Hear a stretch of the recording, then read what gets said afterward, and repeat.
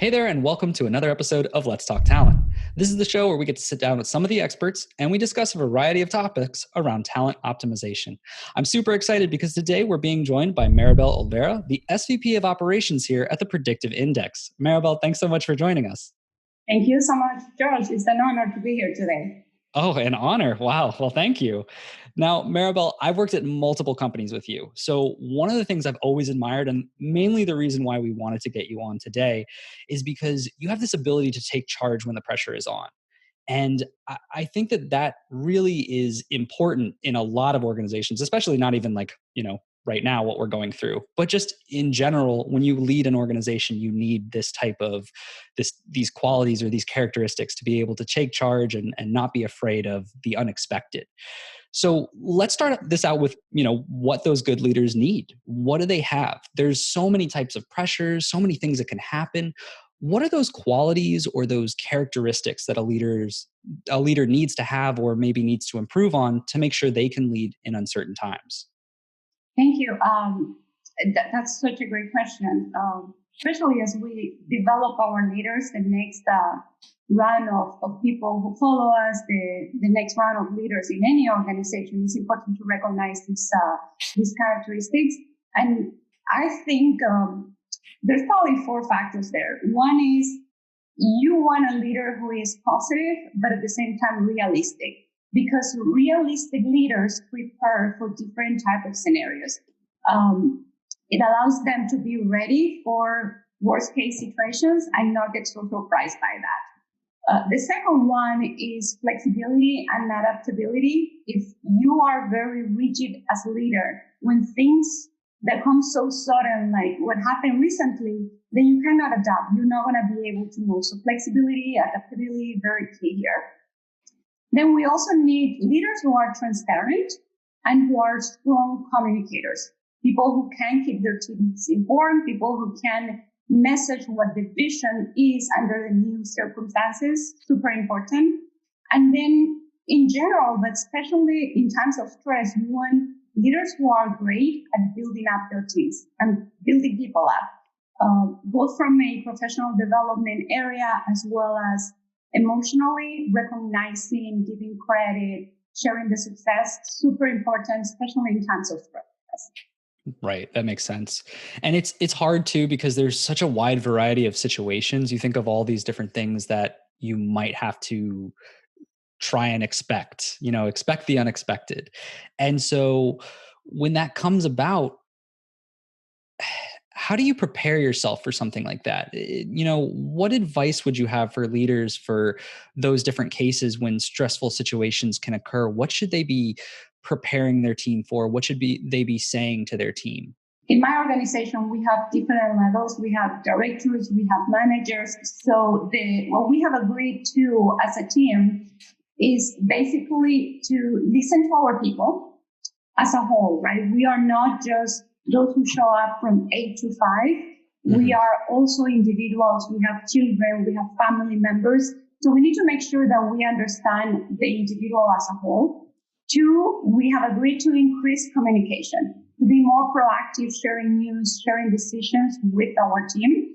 And then we have agreed to acknowledge the work that we're doing, prioritization, and defining when success is happening and recognizing and congratulate each other for the successes achieved. I think that makes sense.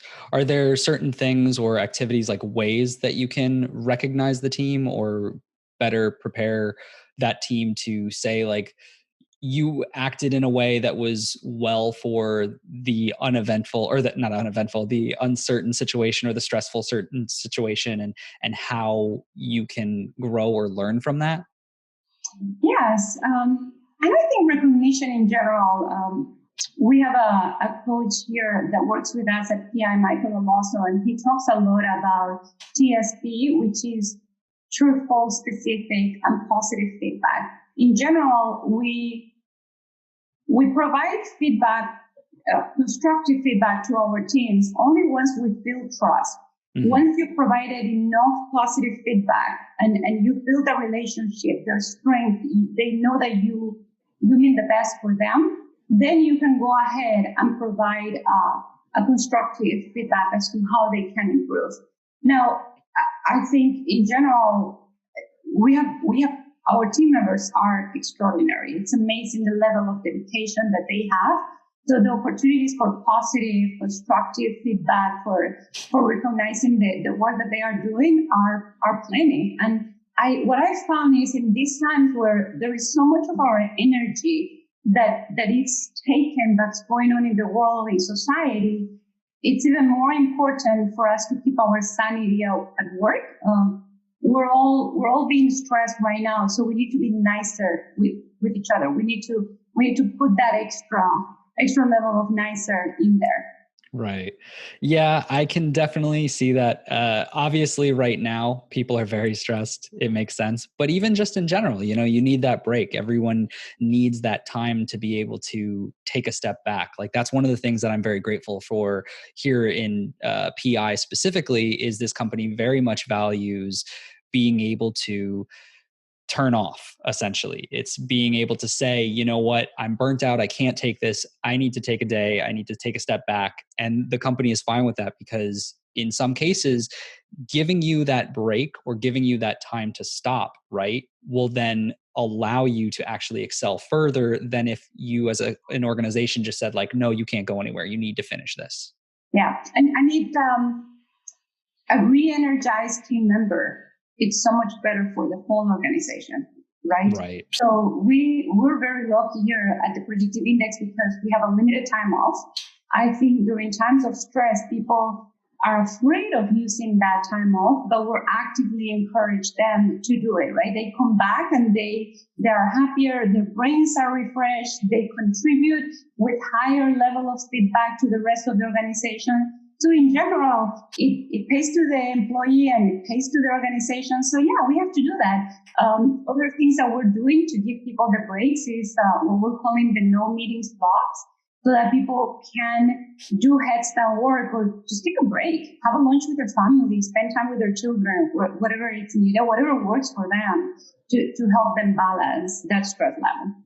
Yeah, it also goes into something that I think our company does well, but I think others can learn from, or others are doing, is having that alignment of the company is on the same page with a lot of things when it comes to those no meeting blocks. So we're saying, hey, at this specific time, no one should be meeting, no one should be actively requesting that you have to be at some area. And it does allow, just to your point, that time where you can take a step back and you can re-energize yourself. You can have lunch with your family. Or in my cases, a lot of the times I use that because this means no one's bugging me. So I can actually get my work done, right? Yes. So as far as that, those are great ways that you can get your people to be a little bit more energized. But at the same time, when that stressful situation occurs, it can be really challenging in the heat of the moment, right? When it just happens. How do you as a leader make sure you're able to not let that stress cloud your judgment when you have to make a decision, especially when it's right away? So I'm very lucky to have access to PI, to the tools that we have, and but there are different tools out there that provide similar insights, right? In my case, in the PI language, I'm what's called an analyzer, which means because I'm very proactive, I can be very, very intense. So missed deadlines can cause me pain, right? I can be more task-oriented than people-oriented, which means I will go task instead of naturally thinking about the individual and the impact that things can have on them. Or I'm also very structure and data-oriented, and I'm a perfectionist. I want things to be delivered with a high level of quality. Now, because I know that, Josh, I know that under stress, that's what I go to. Right. So I'm naturally, every day when I show up, I'm like, it could be a very stressful day because this is what's happening in the world. So I check how I'm feeling about those things and identify where can I be more flexible? Does this really need to be perfect? Probably not. Right. Does this really need to be delivered this week? Probably not. So if I start the day checking myself and where I can overdo it, then it helps me. Then when the situation shows up, it's not too painful for me and I can keep it under control. Now, what also helps me is having the knowledge of what are those driving factors for my team. Mm-hmm. So if I have somebody who's naturally not very structured or not a perfectionist, I know that I'm going into that conversation with that person. I know what our differences are, and then you tend to minimize the conflict, which helps you avoid stress. Right. I think I've mentioned this in just about every one of these episodes that I've done, but it always seems to come back to this self-awareness of understanding yourself and understanding others around you. Because for me personally, I'm a collaborator in PI language. And what that means, at least from my perspective, or how others would basically see me, is I want to get in the room and I want to talk with all these people and I want to come to a unanimous decision and together formulate that plan. So, right, when these stressful situations occur, I'll generally get, for lack of a better term, quiet. And the reason why is because I want to hear what everyone else is thinking before I can formulate okay, this is my decision. And so I'm not in a leader position, right, per se by the management terms. But as far as a leader quality goes, when these kind of situations happen for me, I try to get a lot of it from the actual people around me before I even do anything. And that's one of those things where you have to sit down with your team even before these stressful situations happen, right? This is one of those things where, as an organization and as a team, things are going to go wrong. Things are going to happen, and you need to be prepared for that. And you can't talk about that main characteristic of like, well, this is exactly what's going to happen. Because if we knew that, nothing would go wrong, right? So it would be great to just be able to say, things are going to go wrong. How are we all going to handle this? And if before a team even has those issues, we can say, well, this is how I'm going to handle things. This is how you're going to handle things. And then we already have that language, right? And that gives that awareness. So I think that really makes a lot of sense of what you're mentioning about how you handle that and just being aware of how your team is going to deal with these situations.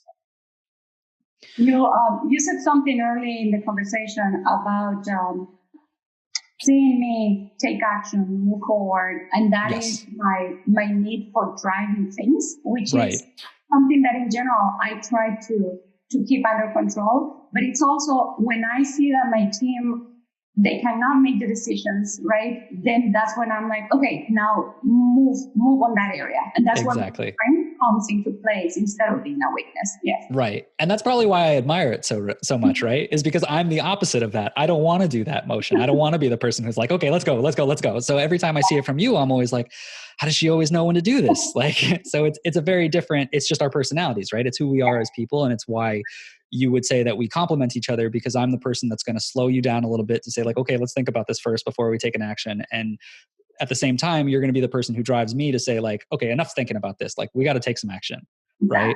Yes. So it can be so hard, right, to go back and forth, especially with the people that you have, because you want to make sure that everyone's on the same page. You want to make sure that everyone is able to do what they need to do to make sure that the team is successful. So how can a leader be sure they're communicating their message appropriately? And what are some tips on reassuring a team that might be feeling stressed or too anxious to actually take that action? Gosh, and we've had about 6 months of practice on this, right? I think we learned a little bit of it throughout our whole careers, and the last 6 months have been that final test. First of all, it's different things are important or stressful to different people for different reasons. So when we were talking a little bit about know your team, understand who they are, what drives them, what's important to them. And we also talk about understanding them fully as individuals, as in the personal side as well. Then as leaders, we need to understand why something is important. What is the real question that they are trying to get an answer for?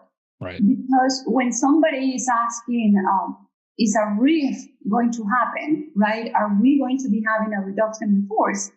Are they asking because they are safe, secure financially, they are not worried, but they're worried about their peers? Or are they asking because they are the sole provider at their homes and they are terrified of losing their income. And those are two very different conversations, right? Right. So you need to understand why they are asking things. Like that's the first one. And along the lines of why, I think to help your team deal with stress, you also need to help them understand why you are doing things. What is the why behind the decisions that the organization or you as a leader are taking? It's so frustrating, right? Seeing things happening, decisions being made, and not understanding what the reasoning was behind that, what drove us to a specific situation. So taking a couple of minutes, whatever it takes, to make sure that the team understand what the logic was, as much as you can share, it's very helpful. It goes a long way. Be proactive. We talk a little bit about transparency and proactive communication. Never wait for your team to hear about your decisions from somewhere else. They should hear it from their leaders. That is very important. Right. And then this ties it all together, right? Be empathetic. We work with humans, not with robots. You have to care for what they care about. You have to sympathize with their needs. That if you're really empathetic with them, it's the only way you can help them cope with their own anxiety and stress. Yes. Yeah, it's super tough, right? It's very challenging. We just went through this, and this was on my mind. I was in the position where I had just started with the company. This giant, pandemic happens, and you think like, I'm so new. How could I possibly be secure here? So it's something that is definitely on your mind. It's something that, whether it's as giant as a pandemic or whether it's just a more minor scale situation, these type of things will have an impact on people just because that's how we deal with situations. The stress, it causes a level of emotions, and you need to be able to take that assessment of how are you doing, from a human level. How are you doing? I want to make sure that you're okay because you're a part of my team. And that's a lot of stress too, right? That causes so much stress, not just for those people, but for you as the leader, right? So Maribel, what do you do? What do you do to cope with all of this stress that you might be feeling? Because you have to not only manage all of their feelings and all of their emotions, but yours as well. Yes, that's a great point, and I think it's also interesting to see how we expect people to manage stress across different levels. Sometimes I have a lot of sympathy and empathy towards my team, my direct reports, and very little towards my boss. So right. I try to think about that side of the business as well every so often. In terms of managing stress, I think showing yourself vulnerable is very important. Right. We need to be able to say when we are feeling and how we are feeling. I have a very open communication with my manager. I feel I can be real with him. So that helps me a lot, right? So when I'm feeling overwhelmed, I have somebody I can communicate with. When that doesn't work, I think there are two aspects in life in general that help me. One is, how do I balance my energy? And I think we all tend to have this positive and negative energy. And I try to control my negative thoughts, my stress, my de-energizers through meditation, daily reading. When I'm learning, I feel calm. I feel when I'm becoming a better person, I feel more at peace with myself. And then exercising, so important to burn all that extra energy early in the day so that I can come and be more balanced during the business hours. So those are to balance my energy. But then I need to replenish my energy. Earlier we were talking about realistic leaders as well as positive leaders. And I tend to be very realistic. So a goal for me is to become more positive in general. And for me, what helps with that is a daily practice of gratitude and generosity. And gratitude is really, it can be anything, right? Throughout your day, something good must have happened to you. And it could be somebody helps you find a discount when you are at your supermarket. It could be somebody delivers something on time at work that makes your life easier, right? So recognizing that those things are happening. Sometimes somebody gave you an extra 5 minutes to prepare for a meeting, right? So be grateful that somebody was flexible with you. So important. And then generosity. Gosh, there's so much that we can give ourselves. And there's an expression in Spanish that talks about the person who gives ends up receiving more than the person who receives, because it really comes back to you. So when you can give your time, you can give your words, you can give material things. There's so much that we can do for others. So on a daily basis, at the end of the day, I try to think, was I generous today? Did I give something of me to someone else to make their lives better? And I think between gratitude and generosity, I feel replenished every day, and it does help me significantly. Wow. It's a good practice. I mean, yeah, I don't know. I don't handle stress very well. I don't have many tactics, so maybe I should start taking those and get a little bit unstressed. The last question I'll ask you, though, because I don't want to take up too much of your time. I know you're a very busy lady. We've already mentioned the challenge of expecting the unexpected. And there's not too much you can do. And we've also talked about a lot of things that can help. But what are some best practices or any additional tips that you might suggest as a leader to take that you can minimize that impact that these larger events have? You can't change these events. You're not going to always be able to know what these events are. But what can you do to minimize that impact so it's not as much of a large event when something unexpected or something stressful happens to you, your team, or your organization? That's such a great question, Josh. I think once the event is happening, it's too late, right? You really, it's all about, if you think of natural disasters, it's all about the foundation that was built in advance in preparation for the events. Right. And for me is building trust within your team. Mainly because if there is trust, you know that everyone's intentions are good, are towards the well-being of each other and the well-being of the company. If you, for some reason, have a hiccup as a leader, if there is trust, that mistake is going to be forgiven and you keep moving on in a proactive way. The same way, if one of your employees fails to deliver as needed, if there is trust, you know that they are going to deliver back to the standard levels as soon as things normalize. Right. So trust goes a long way. So you got to spend a lot of time building trust way in advance, right? And it takes months, it can take years, but strong teams that's the foundation for them. And I think if you have team members that trust each other, that know they will be there for each other, that they will deliver what's needed, you can go through anything with that team. Yes. That is some great advice and some last closing remarks for us. Maribel, thank you so much for joining. It's always a pleasure to chat with you. Same here, Josh. You take care. You as well. Thank you.